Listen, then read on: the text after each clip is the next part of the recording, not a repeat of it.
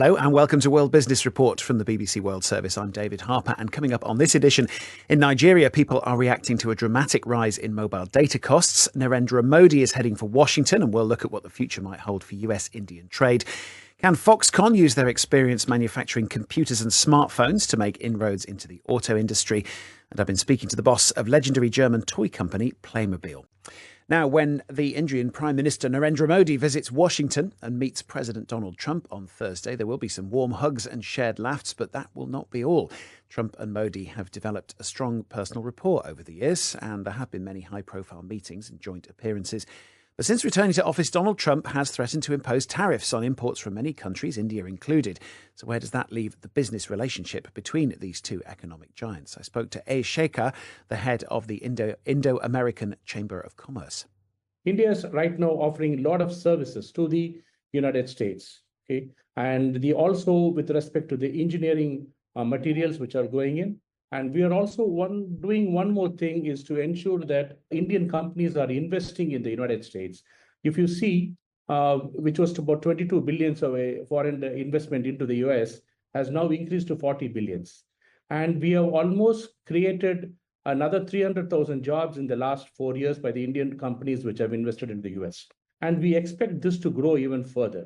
The other thing is United States would be able to offer us advanced manufacturing technologies and things like that, which could help us, especially in high-tech sectors, in both in defense as well as in aerospace or in other electronics and so on. Let me ask you a little bit about tariffs, because this has been a defining point of the Trump presidency so far, and this is a real obstacle to international trade. In particular, the news we've heard about potential aluminium and steel tariffs. How is this likely to affect the trading relationship? Well, see, as far as India is concerned, our trade relationships on tariffs may not be, because significantly when you talk of steel and aluminium, you would see, countries like Canada, Mexico, South Korea, and Japan are the ones who have the maximum amount of, moving those steel into U.S. India is still not in that particular range of the products, whatever Mr. Trump is right now talking of. As far as India is concerned, we are at an enviable position where, what we are having is not affecting United States. What we are trying to do is India and United States are working towards how do we have a better supply chain resilience? Because for us, it's a balanced approach where one is that we have to definitely protect our domestic manufacturing operations, which are important to us. But at the same time, what we look forward is if that can bring in better technology and better products and improve our manufacturing processes, and we become globally competitive. Those are things I think our government is also working in the right perspective to see that we grow to that level, and it's a process which will go through time, and we have been taking care of it pretty carefully on that too. If you look at the policies of Donald Trump, he's very much pushing an America First strategy, and he's looking at who the allies of the United States are around the world. Now, India trades a lot with the United States. India also trades extensively with Russia and China. Is that likely to be a stumbling block in the relationship with the Trump presidency? I don't see this as a stumbling block. So, all these trade parameters are well negotiated. And we have different requirements with Russia, or different requirements with China, and different requirements with the United States. But it is at a time when the United States is trying to discourage trade with Russia in the aftermath of the Ukraine invasion. I mean, I think, we have had in the last 2-3 years also, is that they have understood our requirements, which are not in any way hampering the relationships, So I don't see a much of a problem on all those.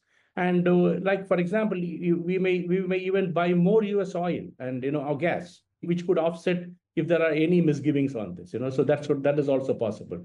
And that sort of brings me on to my next question. If we're talking about a reciprocal trading arrangement, we've talked a little bit about what India can offer to the United States in terms of the other side of the relationship.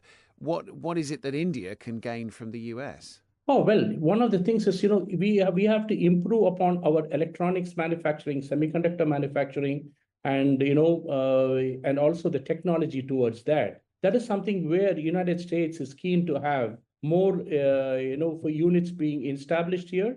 And second is, our skilled labor, they are offering a fantastic solutions for United States to grow in these areas. We are at a win-win situation is what I see there. Are you highly confident about the situation going forward after the change in the White House?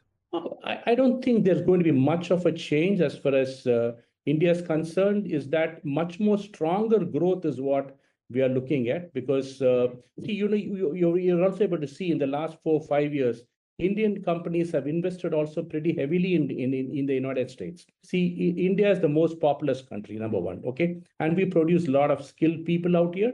And the second thing is, US is the biggest consumer in the world. So it's a sort of a situation where both of us need each other, which could be beneficial for both the countries. That's how I look at it. Sekhar, the head of the Indo-American Chamber of Commerce. You're with World Business Report from the BBC World Service.